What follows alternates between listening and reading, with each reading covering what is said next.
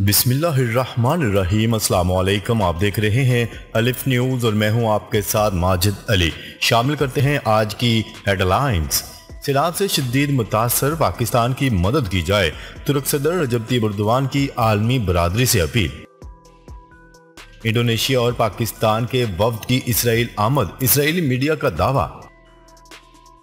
रूसी सदर Vladimir Putin Ukraine में जंग खत्म करना चाहते हैं, तुर्क सदर रजब तैयब एर्दोगान ने बड़ी खबर से आगाह कर दिया। रूस का यूक्रेन के जेर कब्जा इलाकों में रेफरेंडम का ऐलान। वज़ीर-ए-आज़म मोहम्मद शहबाज शरीफ की फ्रांस के सदर से मुलाकात। इस्लामाबाद PTI के मुमकिना एहतजाज और धरने की काल, रेड जोन सील। तालिबान का अफगानिस्तान में टिकटॉक और PUBG पर पाबंदी का ऐलान। डॉलर की ऊंची उड़ान का सिलसिला जारी, डॉलर तारीख की बुलंद तरीन सतह पर पहुंच गया। पाकिस्तान और दुनिया भर की खबरों से बाखबर रहने के लिए अलिफ न्यूज़ को सब्सक्राइब कर लें और बेल आइकन को क्लिक करना ना भूलिएगा। नाजरीन, अपनी आरा का इजहार कमेंट सेक्शन में लाजमी कीजिएगा। हेडलाइंस आपने जानी, अब बढ़ते हैं खबरों की तफसीलात की तरफ। तुर्की के सदर रजब तैयब एर्दोगान का कहना है कि मैं आलमी बरादरी से अपील करता हूं कि सैलाब से शदीद मुतासर पाकिस्तान की इस नाजुक मौका पर मदद की जाए। अक़वाम मुत्तहिदा की जनरल असम्बली से खिताब करते हुए तुर्की के सदर का कहना था कि पाकिस्तान और भारत को 75 साल हो चुके हैं आज़ाद हुए। बदकिस्मती से दोनों ममालिक के दरमियान अभी तक अमन कायम ना हो सका। हमारी दुआएं हैं दोनों ममालिक के दरमियान मुस्तकिल अमन आए और इसके असरात मकबूजा कश्मीर में भी देखने को मिले।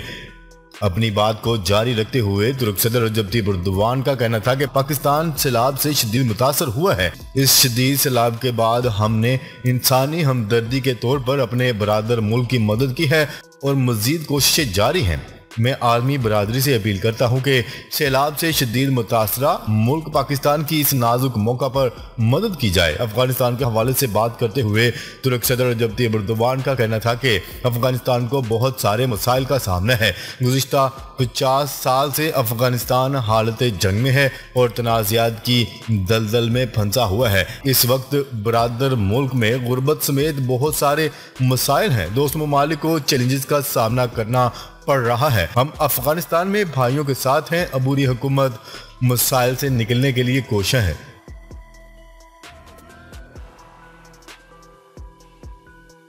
खबर के अगले हिस्से में बात करते हैं।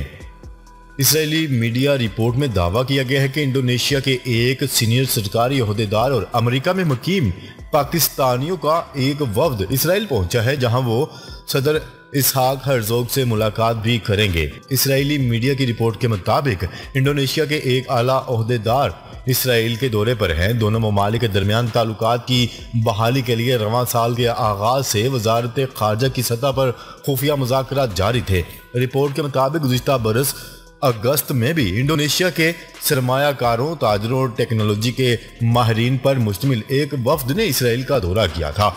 न्यूज़ रिपोर्ट में दावा किया गया है कि इस वक्त एक पाकिस्तानी वफ्द भी इसराइल में मौजूद है। वफ्द में 9 अफराद मौजूद हैं, जिनमें 4 पाकिस्तान में रहते हैं, जबकि दीगर में पाकिस्तानी नज़ाद, अमरीकी और बरतानवी शामिल हैं। इसराइली मीडिया ने इंकशाफ किया है कि पाकिस्तानी वफ्द में साबिक वजीर मुमलिकत और मुल्की क्रिकेट बोर्ड के चेयरमैन नसीम अशरफ भी शामिल हैं, जबकि वफ्द के हमरा एक पाकिस्तानी सहाफ़ी भी आए हैं, ताहम उन्होंने शिनाख्त खुफिया रखी है। ख्याल रहे कि नसीम अशरफ मुशर्रफ दौर में वजीर और पाकिस्तानी क्रिकेट बोर्ड के चेयरमैन रहे हैं। इसराइली मीडिया के मुताबिक पाकिस्तानी वफ्द का ये दौरा सकाफत, सियाहत और जियोपॉलिटिक्स के तनाज़ुर में है। ताहाल इसराइली न्यूज़ चैनल के इस दावे की ना तो इसराइल और ना ही पाकिस्तान और इंडोनेशिया की जानिब से तरदीद या तस्दीक की गई है। क्या रहे कि रवां बरस इसराइली सदर ने दावा किया था कि उन्होंने अप्रैल के आखिर और मई के शुरू में इसराइली सरजमीन पर एक पाकिस्तानी वफ्द से मुलाकात की थी। ताहम इस वक्त वजारत खारजा ने किसी भी पाकिस्तानी वफ्द के इसराइली दौरे की तरदीद कर दी थी।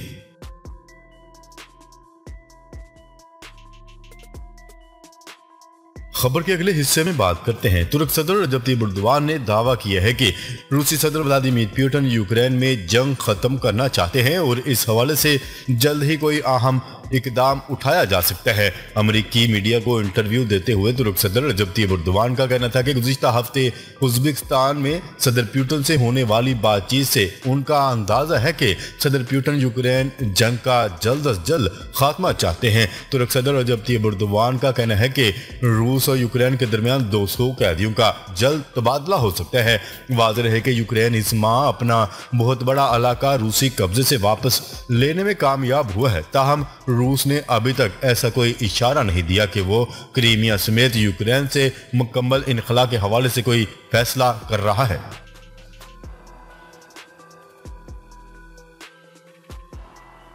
खबर के अगले हिस्से में बात करते हैं। रूस में शमूलियत के लिए यूक्रेन के ज़ेरे कंट्रोल इलाकों में रेफरेंडम करवाने का ऐलान। गैर मुल्की खबरसा एजेंसी की रिपोर्ट के मुताबिक रूस के ज़ेरे कंट्रोल यूक्रेन के इलाकों डोनबास, खेरसून और ज़ेपोरिजिया में 23 से 27 सितंबर तक रूस में शमूलियत के लिए रेफरेंडम करवाया जाएगा। रूसी वजारत खारजा सरगई लारूफ ने अपने बयान में कहा है कि मुतलका इलाकों के लोग अपने मुस्तकबिल का फैसला खुद करेंगे। उधर यूक्रेन के वजीर खारजा का कहना है रूस जो चाहे कर ले, लेकिन इससे कुछ भी नहीं बदलेगा। यूक्रेन को अपने इलाकों को आज़ाद कराने का पूरा हक हासिल है। दूसरी जानिब यूक्रेन ने रूस की जानिब से ऐलान करदा रेफरेंडम को ढोंग और बेमानी करार दिया है, जबकि अक़वाम मुत्तहिदा में अमरीकी सफ़ीर ने मौजूदा रेफरेंडम की शदीद मज़म्मत करते हुए नताइज तस्लीम न करने का ऐलान किया है।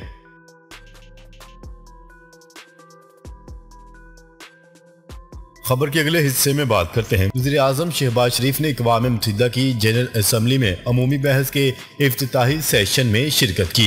मंगल को वज़ीर आज़म ऑफिस के मीडिया विंग से जारी बयान के मुताबिक वज़ीर खारजा बिलावल भुट्टो ज़रदारी, वज़ीर मुमलकत बराए खारजा अमूर हिना रबानी खर, वफाकी वज़ीर बराए इत्तलात व नशरियात मरीम औरंगज़ेब और दीगर ने भी इजलास में शिरकत की।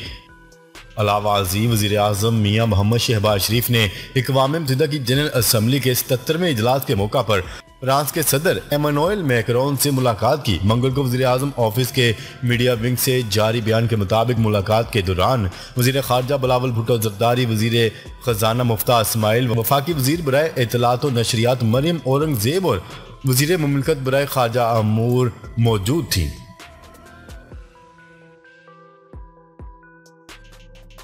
खबर के अगले हिस्से में बात करते हैं। पीटीआई के लॉन्ग मार्च और धरने के पेश नज़र इस्लामाबाद के रेड जोन को कंटेनर्स रखकर सील करना शुरू कर दिया। सितंबर के आखिरी हफ्ते में पाकिस्तान तहरीक इंसाफ की जानिब से मुमकिना तौर पर लॉन्ग मार्च और धरने के पेश नज़र हुकूमत ने भी तैयारी पकड़ ली।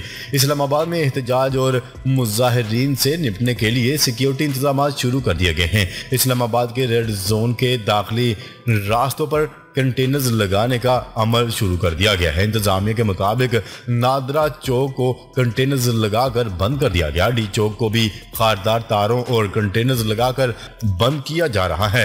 हुकूमती इंतजाम पर तनकीद करते हुए पीटीआई रहनुमा फवाद चौधरी का कहना था कि हुकूमत होश खो बैठी है, अभी तो इस्लामाबाद बंद करने की कोई कॉल ही नहीं दी, अभी से पूरा शहर बंद किया जा रहा है। उनका मजीद कहना था कि इतने खौफजदा और नालायक लोग शायद ही इस्लामाबाद ने पहले देखे हों। इलेक्शन करवाएं और लोगों को फैसला करने दें।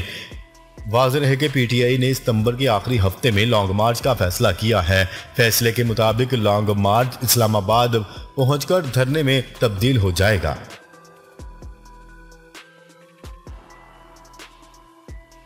खबर के अगले हिस्से में बात करते हैं। तालिबान का अफगानिस्तान में टिकटॉक और पबजी पर पाबंदी का ऐलान। 23 मिलियन से ज्यादा वेबसाइट्स ब्लॉक करने के बाद तालिबान ने अफगानिस्तान में वीडियो शेयरिंग ऐप टिकटॉक और मकबूल तरीन गेम पबजी पर पाबंदी आयद कर दी। गैर मुल्की मीडिया की रिपोर्ट के मुताबिक टिकटॉक और पबजी पर पाबंदी का फैसला तालिबान रहनुमाओं की सिक्योरिटी सेक्टर के नुमाइंदों और शरई कानून नाफज करने वाली इंतजामिया के साथ इजलास में किया गया। तालिबान ने अफगानिस्तान के टेली कम्युनिकेशन और इंटरनेट सर्विस फराहम करने वालों को सख्त हदायत की है कि वो मुकर्रह वक्त के अंदर गाइडलाइन पर अमल करें। वाज़ेह है कि टिकटॉक और पबजी पर 90 रोज के अंदर पाबंदी आयद की जाएगी।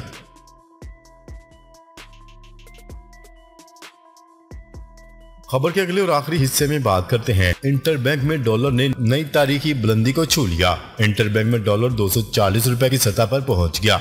फॉरेक्स डीलर्स की रिपोर्ट के मुताबिक इंटरबैंक में डॉलर ₹1.09 महंगा हो गया। 28 जुलाई 2022 को डॉलर 239.94 पैसे की सतह पर ट्रेड हुआ था।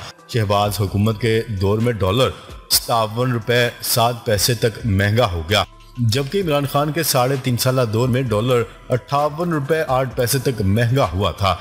ताहम अब डॉलर मुल्क की तारीख की बुलंदतरीन सतह पर पहुंच चुका है। नाजरीन, अब तक के लिए इतना ही। मजीद खबरें लेकर बहुत जल्द आपकी खिदमत में हाजिर होंगे। तब तक के लिए अपना ख्याल रखिएगा। अल्लाह निगहबान।